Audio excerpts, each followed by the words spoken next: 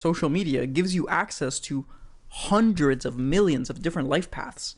You get to see what these people are eating for breakfast, what they're doing on a Tuesday morning, where they're going for dinner.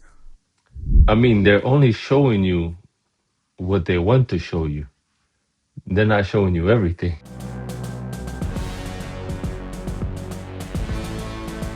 Welcome, guys. Today I'll be reacting to Why Everyone is Living the Same Life by Mike Posada. Hello, hello, hello. Thank you for joining me. Philosopher Rene Girard once observed something about human nature so painfully accurate that most of us don't like to admit it to ourselves. You don't want what you want because of who you are. You want what you want because the people you want to be have them. Damn, that is true. That is true. Especially when I was younger, that was true. Not so much now because I don't know. As I got older, that's not the case. I don't care what anybody else has. But when I was younger, yeah, for sure. I wanted it because other people have it. And that might be because you want to feel like you belong in that community. You want to be like that person. You want to live the life they're living. Maybe that's why. He called this mimetic desire. Now, this should feel pretty intuitive to you. I mean, what the is a labubu, right? Why would anyone line up for hours in order? That's crazy. I never understood why that was so big. And it's probably has something to do with like it's something social. It has to do with like a community. Like if all your friends have that certain thing and you don't have it, you're gonna feel left out, right? You're gonna feel like an outcast. So there's a social pressure for you to get that product. Even if you don't like it, it's I guess a status symbol at that point. To buy a $30 brick? Why would anyone wear jeans so skinny that they compromise their own fertility? And I'm not judging you, I've done it too, Oh, right? Why does everyone want to go to Japan all of a sudden? Skinny jeans aside, the complicated part about mimetic desire is that it's not just about the products that you buy. It's about the goals that you chase, the career that you chase. It's about who you compete with, who you envy, who you sleep with, your values, your dreams, your lifestyle. It's about realizing that the version of yourself that you've been quietly chasing for the past years, that did not come from you. So in this video, I want to unpack some of Girard's ideas from mimetic theory, and I want to share with you some strategies that I'm implementing in my own life to live a anti-mimetic life. That is, living a life by my choice and my design. well, it's not a bad thing to be influenced by another person, but you want to make sure whatever you're being influenced by makes sense. You know, if you're getting influenced to live a healthy life, then I don't care if it's somebody else who came up with that idea. That's a good idea no matter what. But if it's something bad like chasing Labubu, then no, I don't want to, I don't want to follow that trend because what does it get me? As opposed to running some programs, some script that was installed in me by God knows who. My name is Mikey. If you're new here, welcome. This is In Perspective. Let's get into it. That's one small step for man, one giant leap for mankind. We should start off by establishing that none of this is new. Humans have been copying each other and emulating each other's desires for hundreds of thousands of years, like literally since the caves. That's true. There's really, truly new ideas don't exist. They're always a spin-off of older ideas. That's how we get better. Like you fine-tune ideas, and and eventually it looks like a new idea, but it's based off the old idea. But yeah, hold up, let him finish. The difference is that for the majority of that time, if you wanted to know what you want and what you should strive for, you looked around the people in your village. You compared yourself to maybe 100, 150, 200 people at most. The same people you grew up with, the people you went to school with, the people you'd be buried next to, the people your kids would marry off to. That was your circle of influence. Now, what happened is that at some point in the last 15 years, that village dynamic changed. Not only did the village get significantly larger due to, global trade and intercontinental travel becoming really accessible, the village itself got replaced by an algorithm. Yeah, the internet messed up everything. Now, now, like the way we're wired is not set up for the way the world is right now, and that's why we have a lot of problems. That sorts through 5 billion people and ranks them in order of how good they are at making you want what they have. And then it serves you the winners on loop every single morning before you've even gotten out of bed. And I know what you're thinking. You already know this. I get it, Mikey. Social media is bad, blah, blah, blah, blah, blah. Brain rot is bad. Touch some grass. Get off my phone. I get it. Screen time. Yeah. No. Slow down for a second, because this is not just about attention. I'm not going to tell you to dopamine detox. That's not where this video is going. It is about not spending the next 40 years of your life chasing some vision of yourself that is not your own. Chasing some vision of yourself that was implanted in you by third-party actors whom you'll never meet, who have nothing to do with your life, who have... Everybody is influenced. Like, no matter what, everybody is influenced by something. And that journey that you go through, there'll be a lot of people. Your own journey will have a lot of influences, and you'll be a common like what you hold on to is who you become. So it's not bad that you're getting influenced, but if you're just following one person exactly the way they are, like you copy them exactly, then that's not a good thing. But if you're copying somebody who's very good and you also put your own thing on it, then that's okay.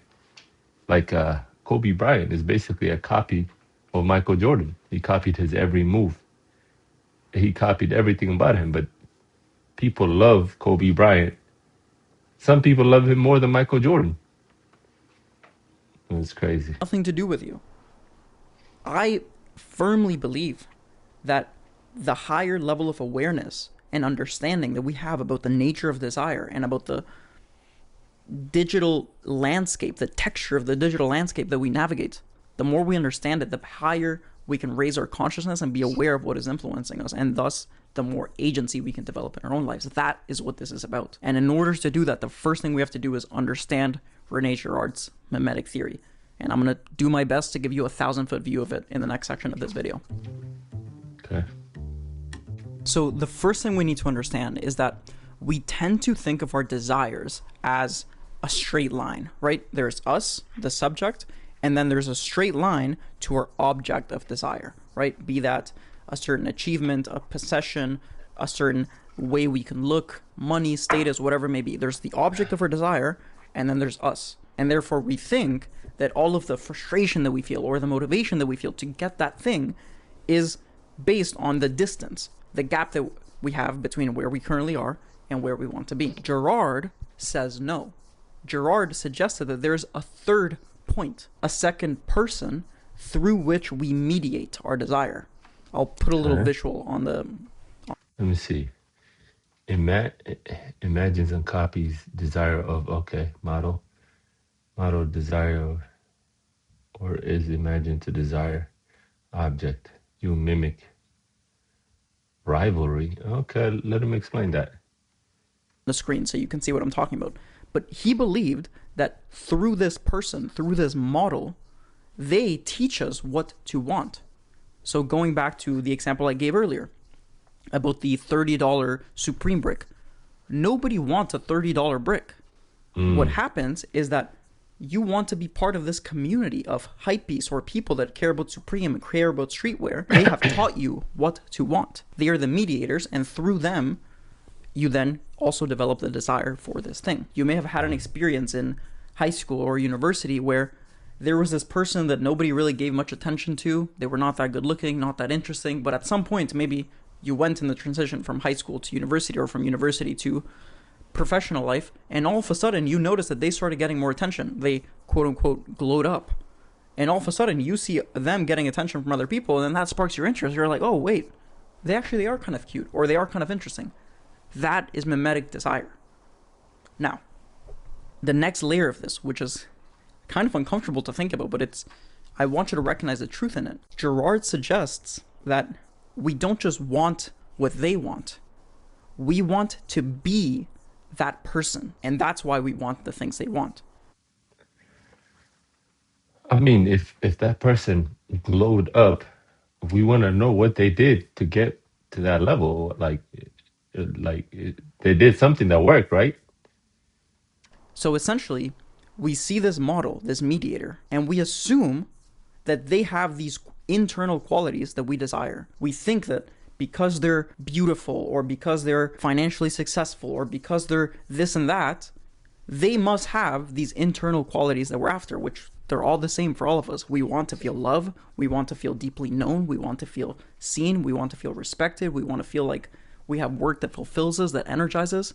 That's what we want at our core. And we see this person, this model, this mediator, and we assume that they have these items, and then we see what they're doing, be that driving Lamborghinis, or buying this type of makeup brand, or buying this water bottle, this Supreme brick, wearing skinny jeans, whatever it is. And we assume that, oh, because they're doing this, if I do that too, if I chase the desires, the objects of the desires that they're chasing as well, I too will have the character traits that they have.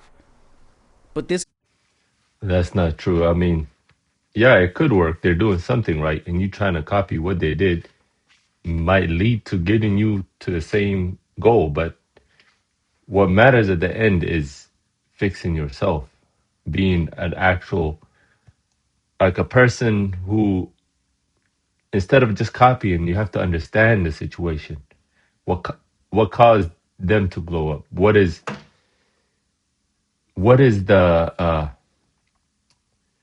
basically try to understand the situation more thoroughly and implement like the things that they do in a way that actually damn, it's hard to explain, but try to implement or learn how they blew up instead of just copying what they did. Does that make sense? is obviously very faulty logic, but we all do this. Pardon me 1 second while I take off this jacket, because it is hot in here. Okay, so that is the basics of mimetic desire. Now, the next layer that we have to understand is that Girard separated the mediators into two types. There is external mediators and internal mediators.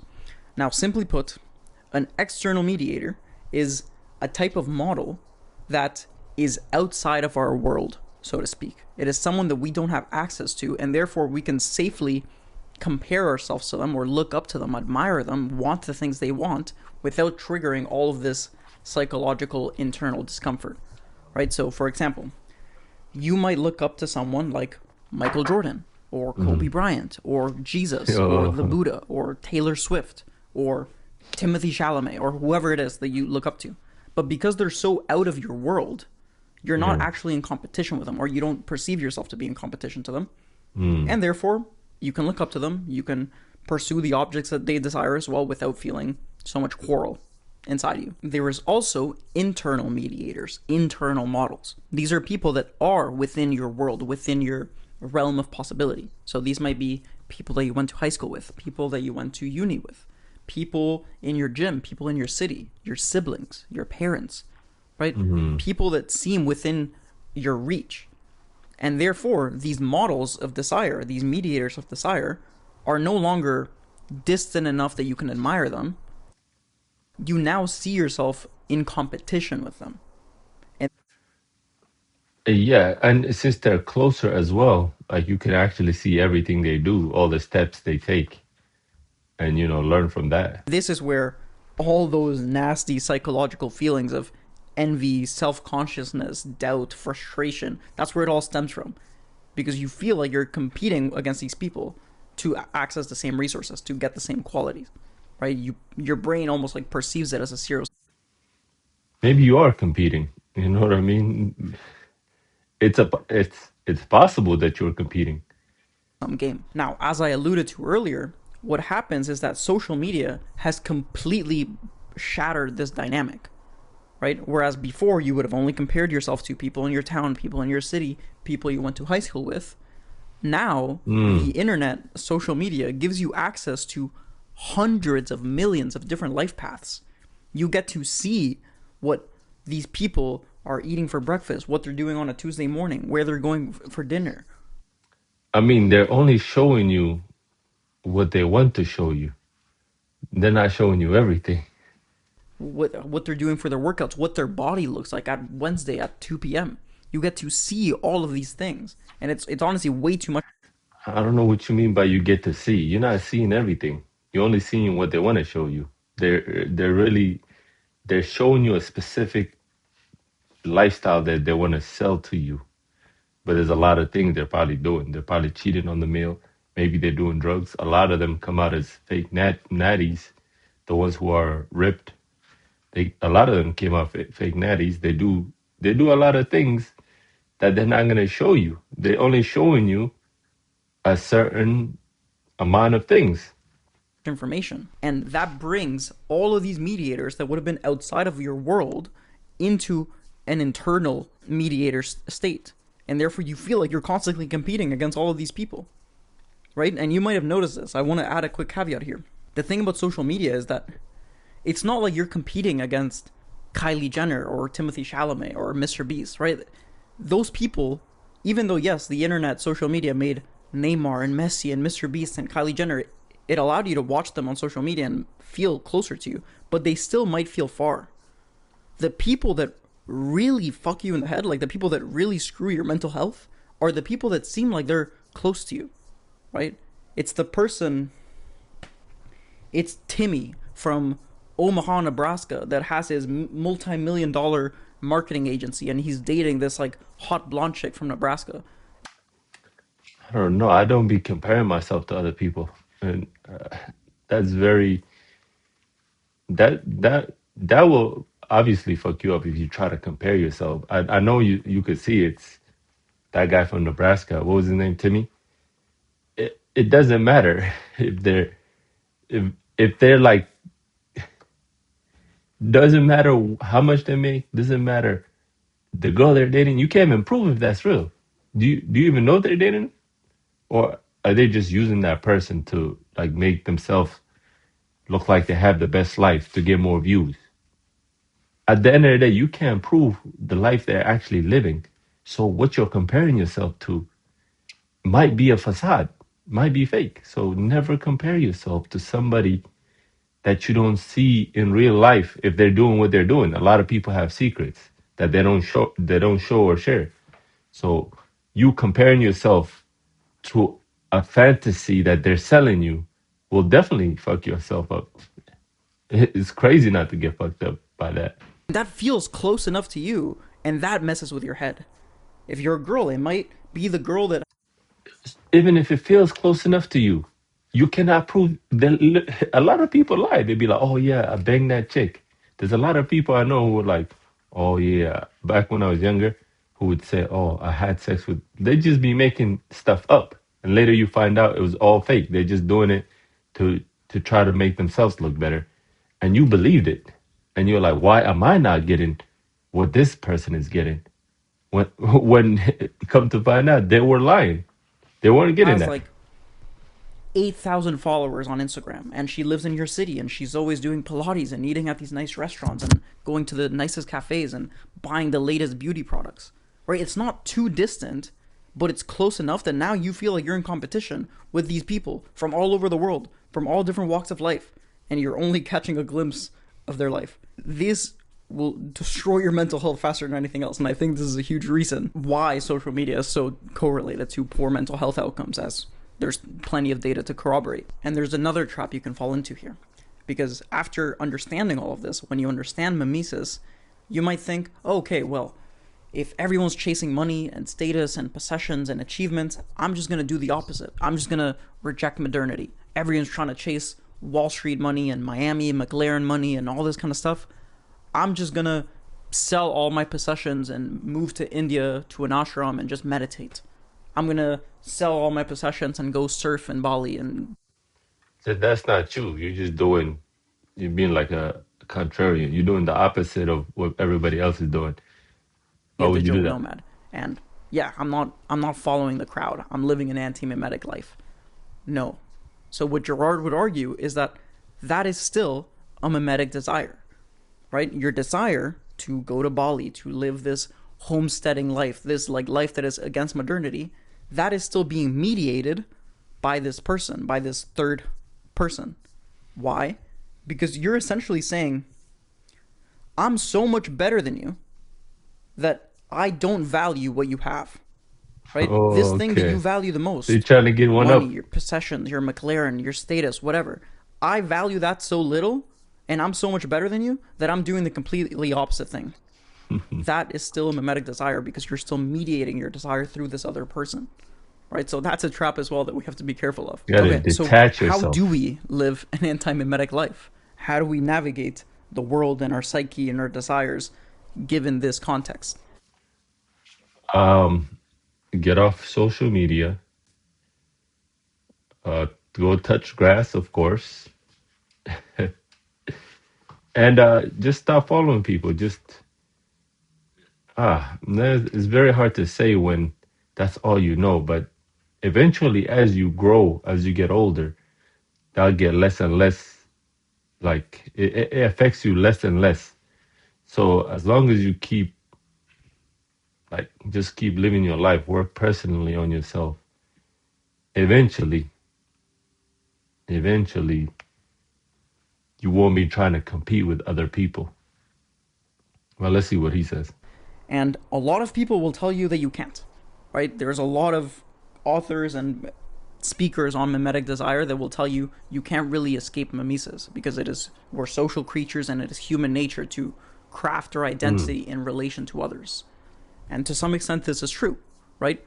We design our sense of self, we design our identity in relation to others.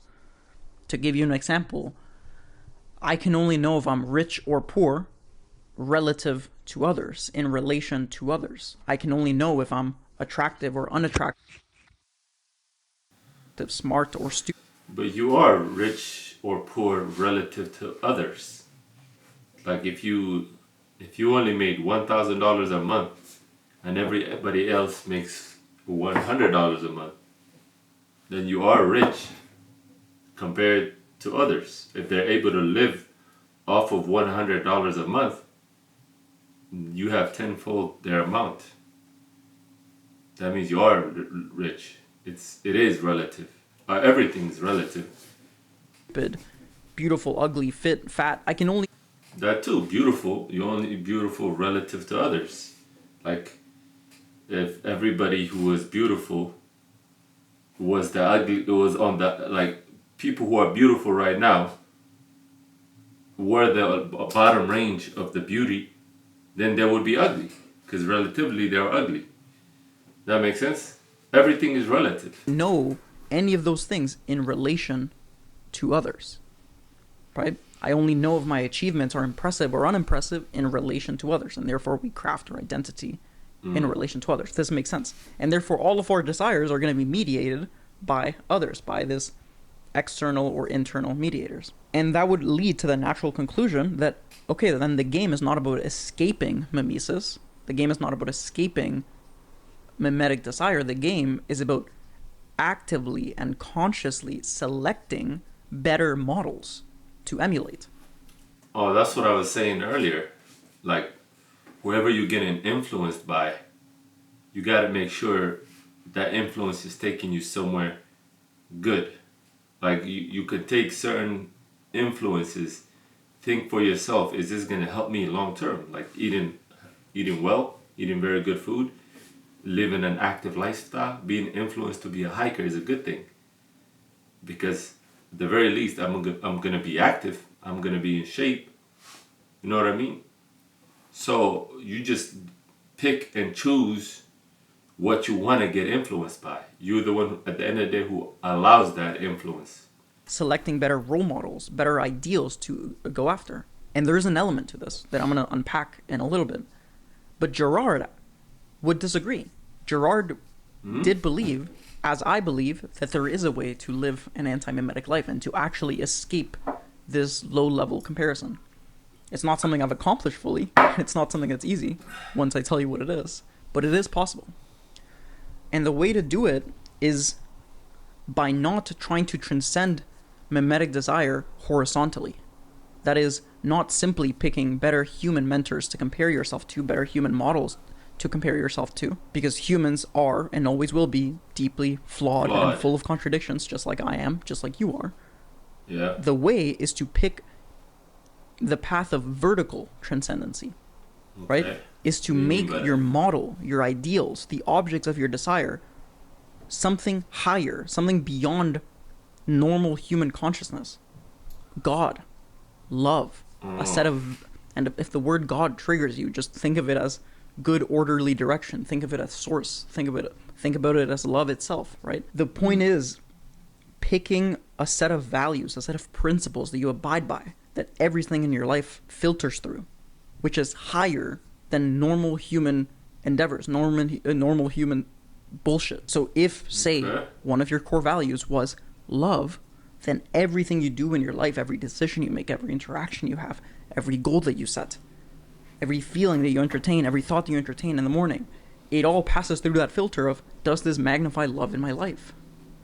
Is this loving to myself and to those around me? Beautiful, right? What if one of your values was to magnify feelings of gratitude in your life and to engage fully and to give thanks for the things that are in front of you? Beautiful, right? That is vertical transcendency. You have to establish these values, these principles that you live by, and that aligns everything in your life. But as I That makes sense, yeah. If you filter it through something that is, like you said, positive, that makes sense. alluded to just now, and as you can imagine, this is difficult. This is not a thing that's going to happen to you in a day or in a week or in a month. It is a lifelong path, a lifelong commitment that you are making to your personal development, to your spiritual growth. Yes, that's true. But you also gotta change your environment. You have to analyze yourself as what making you on what's making you compare yourself to all these people. Like if you have like if you are set up in a way you set up your life in a way where a lot of these influencers are getting into your like feed of information, then you set yourself up for failure because they're also trying to influence you and you're not trying to get influenced or you're not trying to compete with them. So you're gonna have to change your lifestyle in a way where you don't have a lot of these bad influences around you, if that makes sense, because you are just like everybody else a product of your environment. So you got to make sure, or you have to try to set up a system that reduces you from comparing yourself to others, if that makes sense. At least that's what I do, what I try to do. But this is my first thought on this video, and I haven't heard much about this. What's it called? Momentum? Forgot the name. But I gotta read up on that, learn more about it, and because I feel like that's a good thing to learn. But anyways, thanks for watching, guys. Like and subscribe, and let me know what you've done to try to make sure that you don't fall into this where you're comparing yourself to other people.